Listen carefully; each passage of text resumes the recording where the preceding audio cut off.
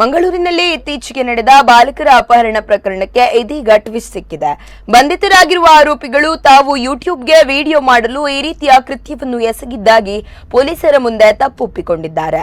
ಮೂವರು ಬಾಲಕರು ಕೊಂಚಾಡಿ ಮಹಾಲಸ ದೇವಾಲಯದಿಂದ ಮನೆ ಕಡೆಗೆ ಹೋಗುತ್ತಿರುವಾಗ ದ್ವಿಚಕ್ರ ವಾಹನದಲ್ಲಿ ಬಂದ ಮೂವರು ಗೋಣಿಚೀಲ ಹಾಕಿ ಬಾಲಕರನ್ನು ಕಿಡ್ನಾಪ್ ಮಾಡಲು ಯತ್ನಿಸಿದ್ದರು. ಈ ಸಂದರ್ಭ ಒಬ್ಬ ಬಾಲಕ ಓಡಿ ತಪ್ಪಿಸಿಕೊಂಡಿದ್ದರೆ ಇನ್ನೊಬ್ಬನನ್ನು ಹಿಡಿಯುವಾಗ ಸಾರ್ವಜನಿಕರು ಬಂದರೆಂದು ಬಾಲಕರನ್ನು ಬಿಟ್ಟು ಆರೋಪಿಗಳು ಓಡಿ ಹೋಗಿದ್ದರು.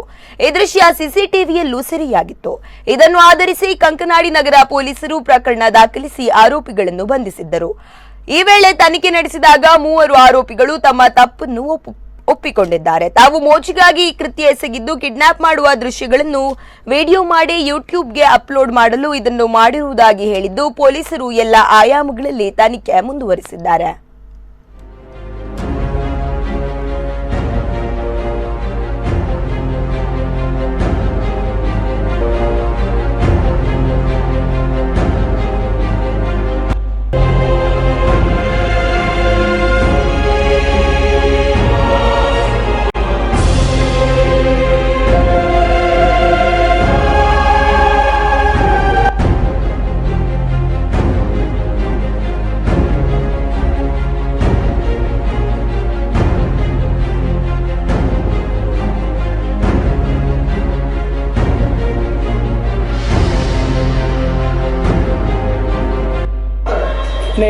ಏನಾಯ್ತು?